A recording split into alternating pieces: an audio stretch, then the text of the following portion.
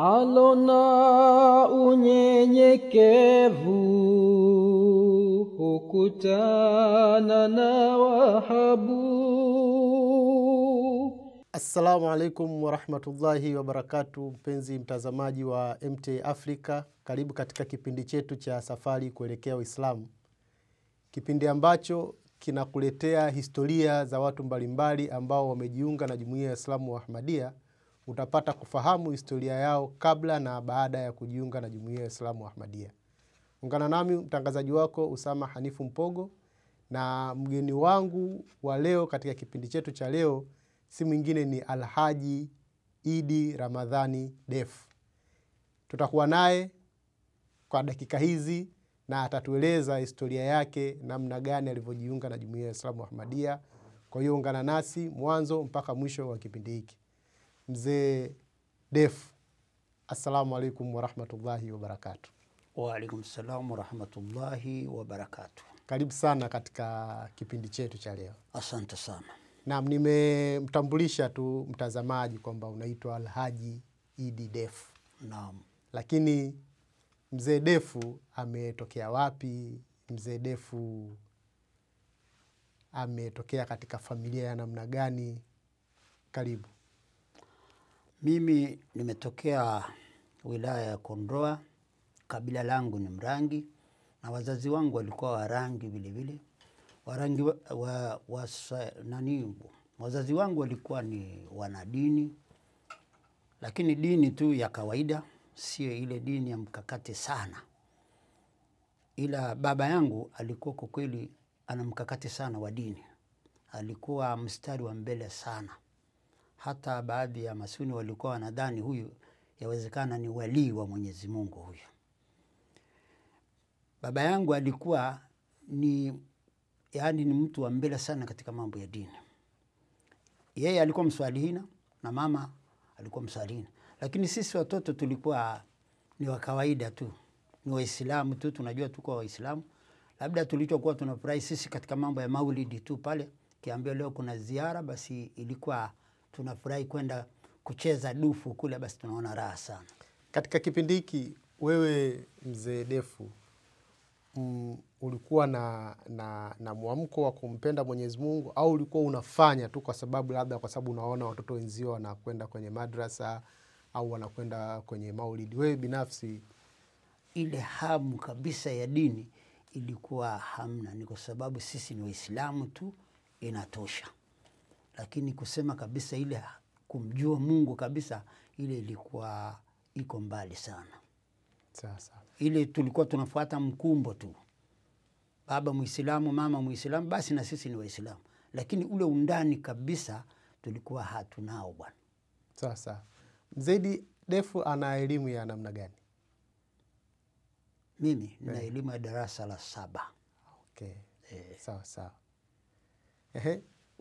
Utueleze sasa, baada ya kumaliza shule, baada ya kuwa umetoka kwenye familia, unajitegemea wewe mwenyewe, sawa?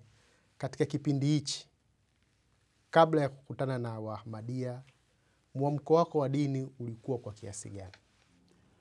Mwamko wangu wa dini ulikuwa wa kiasi. Kwa jinsi nilivyokuwa namuona baba yangu alikuwa na mwamko. Sasa mwamko ule na mimi ndio nilikuwa kama nina upenda na ninajaribu kufuatilia.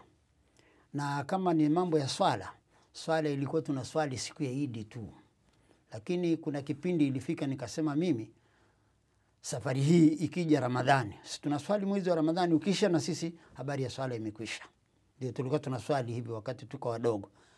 Lakini kuna kipindi ilifika nikaamua nikasema sasa mimi Ramadhani hii ikija tunaswali, ikiondoka siachi mimi naendelea na swala moja kwa moja. Kwa hiyo ndio nikaendelea moja kwa moja hadi leo. Ndivyo nilivyokuwa na swali. Mwamko wangu katika mambo ya kuswali sasa hivi naweza kusema niko imara zaidi. Na kama ni mambo ya mafanikio katika ibada, mara nyingi nimeona kwamba nimepata mambo mengi sana. Na nilivyokuwa imara katika Ahmadiyya, hapo ndio nimepata mambo mengi. Nimepigwa vita, nimenyanyasika. Tutakuja hapo baadaye.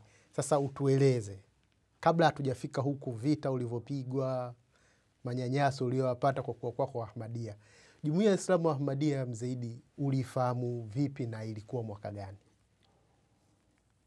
Ni hawa wabashiri walikuwa wanabashiri, wakafika kama nilivyosema kwamba wamefika katika eneo la kitongoji chetu. Wamefika wanauza vitabu, magazeti. Sasa baada ya kukutana na marehemu baba yangu wale watu aliwakaribisha, aliongea nao, akawakaribisha mpaka nyumbani. Baada ya hapo ameungana nao nyumbani, na nyumbani pale kufika ndio baba amejiunga na jumuiya, mama na sisi watoto wote. Wakati huo ukiwa na umri wa miaka mingapi? Wakati huo nafikiri nilikuwa na umri wa miaka kama 17 hivi. Ni mwaka gani unakumbuka pia vile vile? Inaweza kuwa mwaka 1976 au na 78, kitu kama hivi. Kipi kilikuvutia kujiunga na Jumuiya ya Islamu Ahmadiyya? Au ulijiunga kwa sababu baba tu alijiunga na nyinyi? Nilijiunga kwa sababu baba alikuwa anapambana sana, lakini baadaye nimenogewa sana na jumuiya kwa sababu kuna hoja nzito mle. Baba yangu alikuwa anapeta, kila akikutana na watu anapeta, kila akipigwa madongo ya hoja alikuwa anapeta. Basi kitu hiki kilinivutia sana mimi. Baba alikuwa anapenda sana dini. Naam. Alikuwa mstari wa mbele katika dini sana. Baba akawakaribisha wa Ahmadiyya nyumbani. Ndio. Baba akajiunga na Jumuiya ya Islamu Ahmadiyya, familia nzima ikajiunga na Jumuiya ya Islamu Ahmadiyya. Changamoto mlizozipata au kulikuwa na changamoto zozote baada ya baba na nyinyi kujiunga na Jumuiya ya Islamu Ahmadiyya hapo kijijini kwenu? Changamoto tulizozipata pale, uadui ulizidi sana kwa kijiji kile, kwamba huyu mtu amesha kuwa mchafuzi wa dini. Na ilitokea fitina, baba yangu kwa fitina za watu hawa alifungwa miezi 3. Sasa kitendo kile cha kufungwa mimi kilikuwa kinaniumiza sana, lakini kwa usemi wa baba alikuwa anasema hii ndio sunna na mitume walifanyiwa mambo kama haya, na mimi nilikuwa napenda tu ile alipokuwa anasema ni sunna, na ilikuwa inaleta ladha tu kwangu. Na baba yangu sikumuona kwamba atetereke na kitu kama cha namna ile. Basi mimi vile vile kipindi ilipofika sasa zama zangu, na mimi nikaanza kuona kwamba mimi natakiwa tu nionekane kama Ahmadiyya. Lakini nitaonekanaje? Mimi nilichukua vitabu vya jumuiya, nikachukua bango, nikawa naweka pale kila siku, nikasema hivi itakaa hapa kila siku kwa sababu ni mapito ya watu, wao wanaona hapa kuna vitabu vya Ahmadiyya mpaka nitakapokufa. Sawa sawa.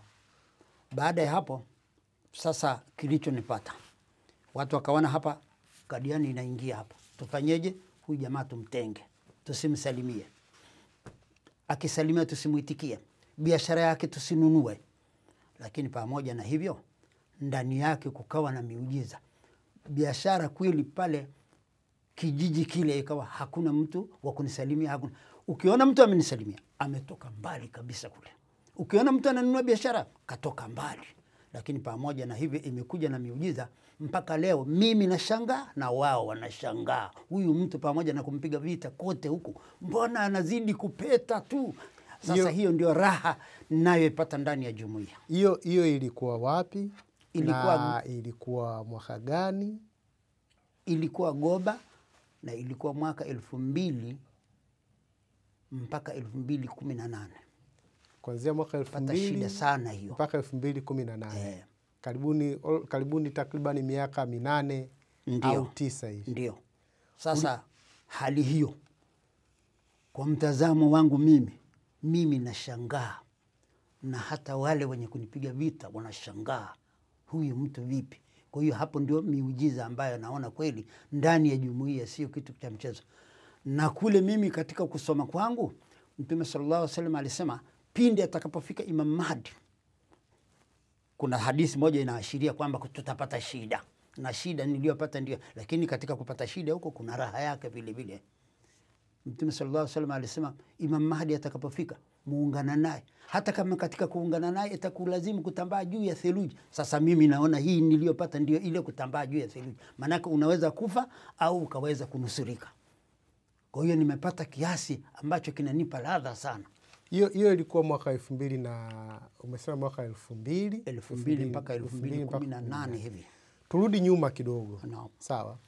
Baada ya kuwa mmejiunga na Jumuiya ya Islamu Ahmadiyya, mabadiliko ambayo wewe uliyapata, kwa sababu wakati huo umejiunga ukiwa bado ni kijana, sawa? Ndiyo.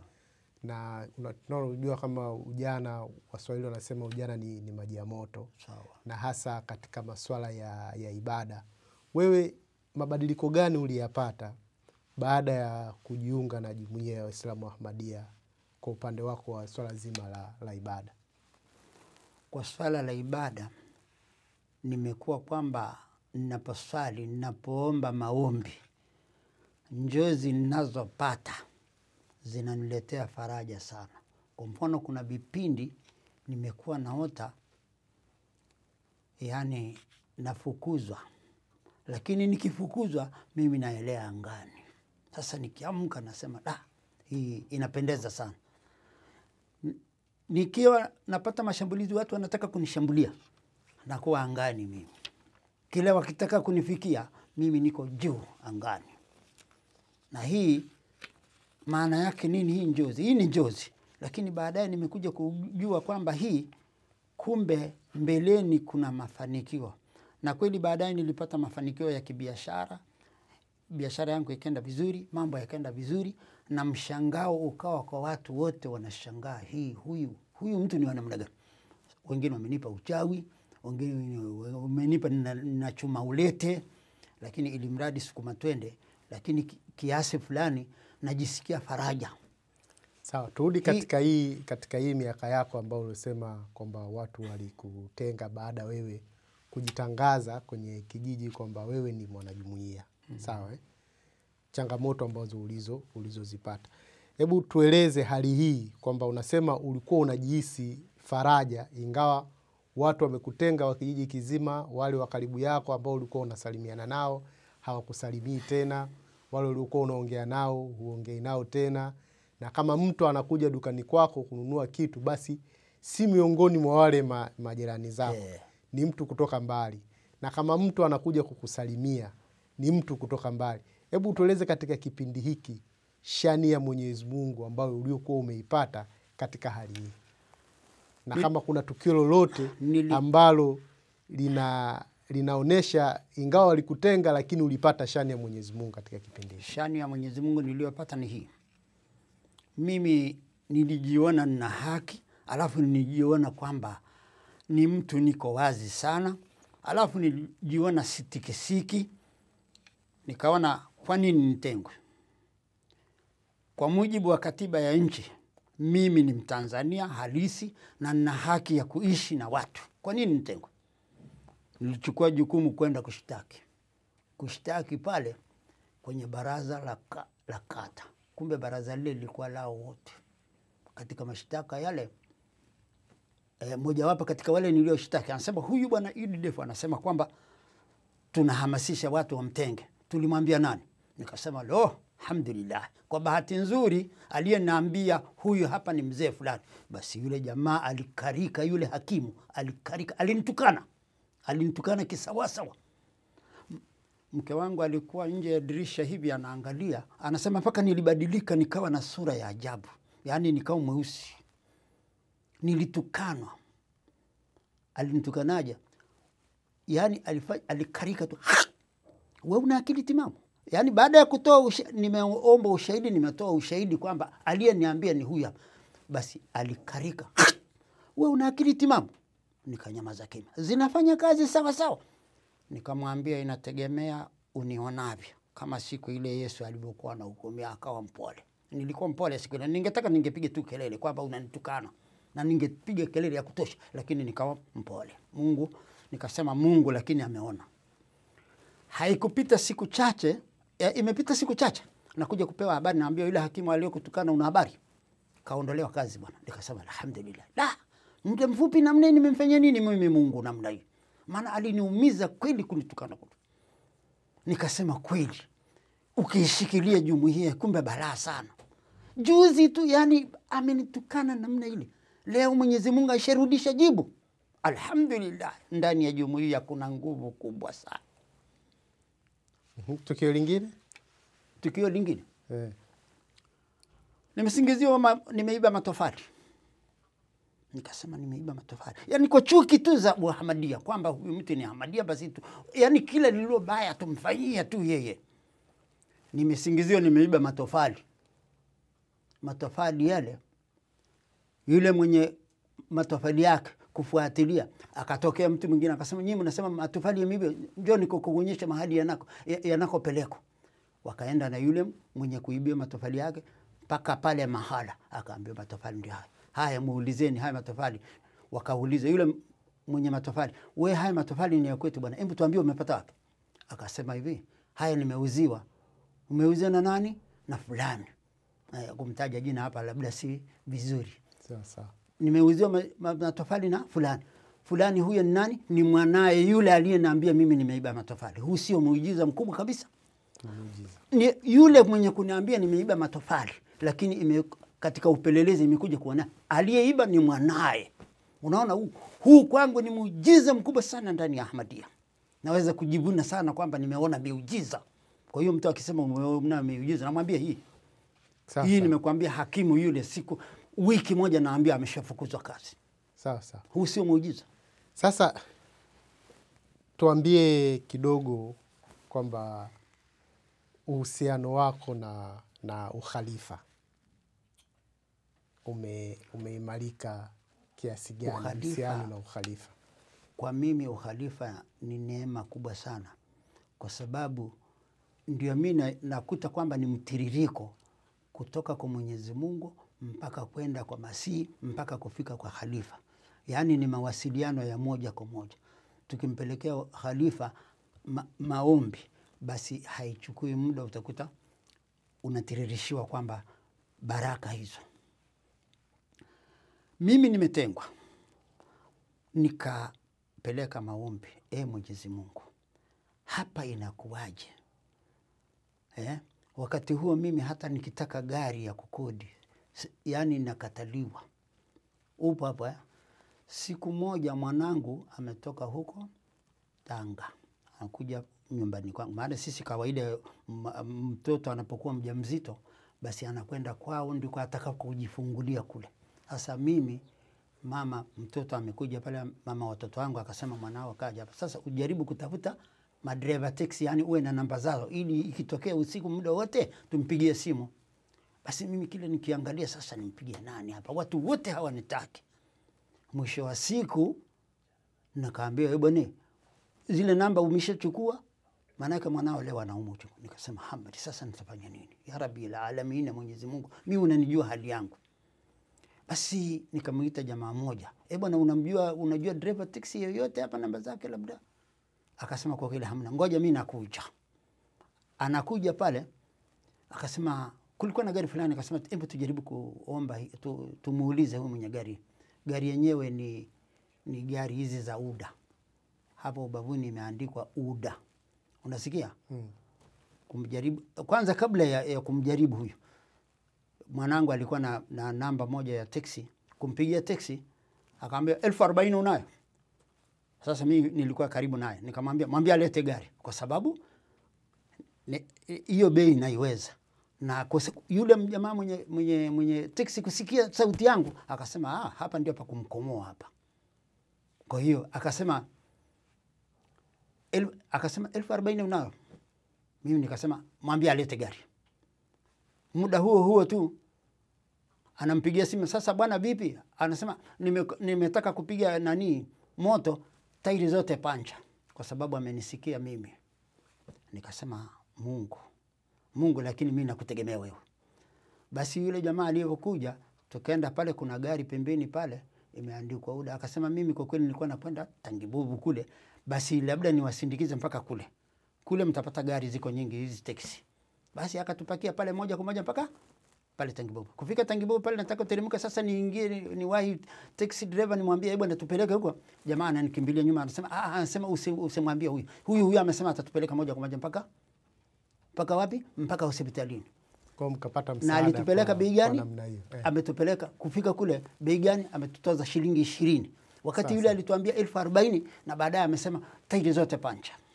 Kuna watu ambao wameisikia au wanaisikia Jumuiya ya Waislamu Ahmadiyya katika mitazamo isiyokuwa mizuri. Pengine wanaambiwa na mashehe au wanasoma na vitabu ambavyo vinaisingizia Jumuiya ya Waislamu Ahmadiyya. Wewe umejiunga na Jumuiya ya Waislamu Ahmadiyya kutoka miaka ya 70 mpaka leo hii. Yale masingizio ambayo watu wanayasikia kwamba Waahmadiyya wako hivi, Waahmadiyya wako hivi, Makadiani wako hivi, Makadiani wakijiunga unafanywa hivi.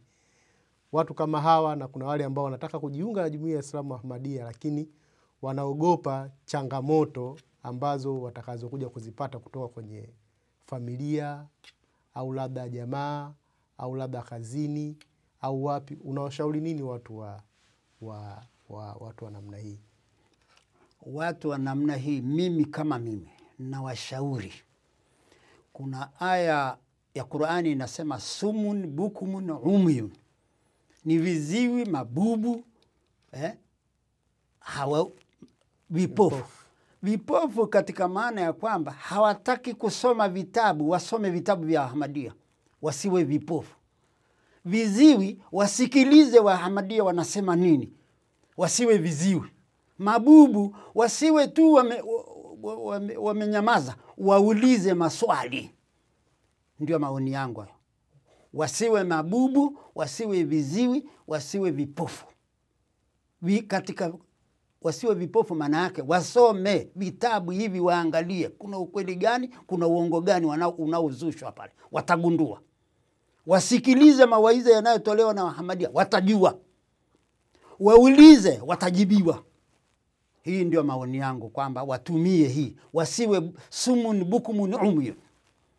Wasiwe sumun bukumun umyun. Wasiwe vipofu, viziwi, wasiwe moziwi, wasiwe mabubu. Naam.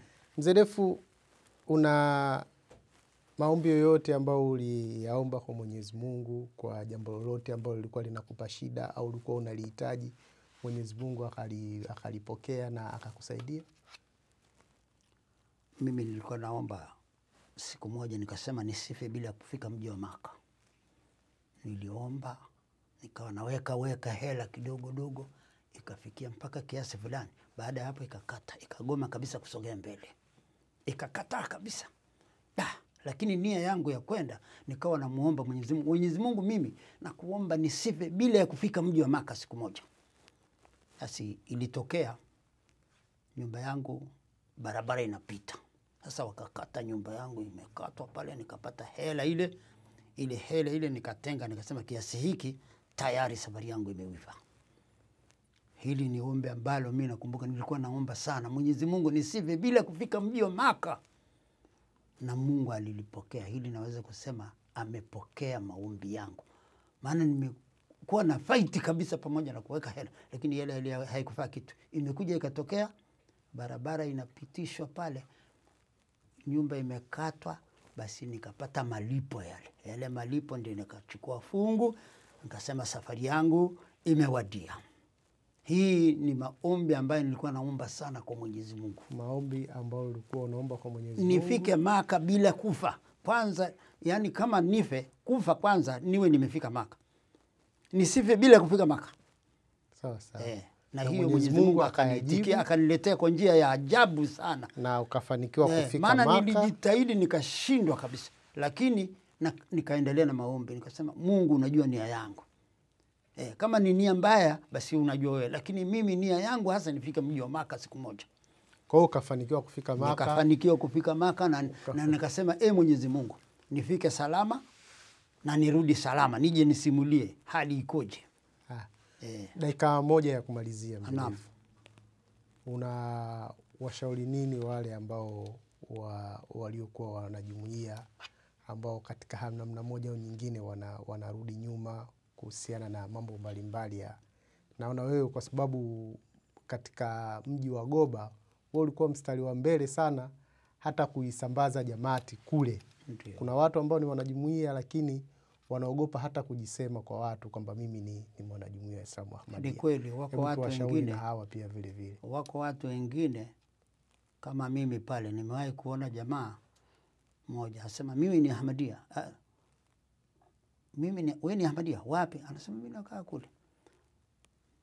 Sasa ulinijuaje mimi? Anasema mimi nikuona siku ya muhadhara jinsi unavyopambana na wale watu. Ni kweli watu wengine wanajificha, ni kwa sababu labda sijui niseme elimu ndogo au ile shauku ni ndogo, lakini mimi niseme hivi, hawa watu ambao ni wa Ahmadiyya na wanajaribu kujirudisha nyuma au kujificha ficha, wajua kwamba ukishajiunga, marehemu baba yangu alikuwa anasema ukishajiunga na jumuiya ya Ahmadiyya utaona unapeta tu. Shukrani sana Mzee Defu kwa muda wako. Shukrani Mzee Defu kwa yale ambayo uliotua umetueleza. Nadhani ndugu mtazamaji atakuwa amepata kitu. Sawa? Nashukuru. Na hasa wale ambao umewahasa watu wa mwisho wanajumuiya ambao kidogo kwa namna moja au nyingine wanalega kuitangaza jumuiya ya Islamu Ahmadiyya kwa kufia hapa na pale. Mwenyezi Mungu pia vivyo atawasaidia, watajitahidi. Mwenyezi Mungu atawapa uimara. Mtazamaji, kufikia hapa tumefika mwisho wa kipindi chetu cha leo. Tulikuwa na Mzee Idi Defu na nami mtangazaji wako Usama Hanifu Mpogo, na kusii uendelee kutazama vipindi vingine katika chaneli yetu ya MTA Africa, kwani mwisho wa kipindi hiki ndio mwanzo wa vipindi vingine vinavyofuata katika chaneli yetu. Kwa hapa na kufikia tunasema assalamu alaikum wa rahmatullahi wa barakatuh. Wa alaikum salam.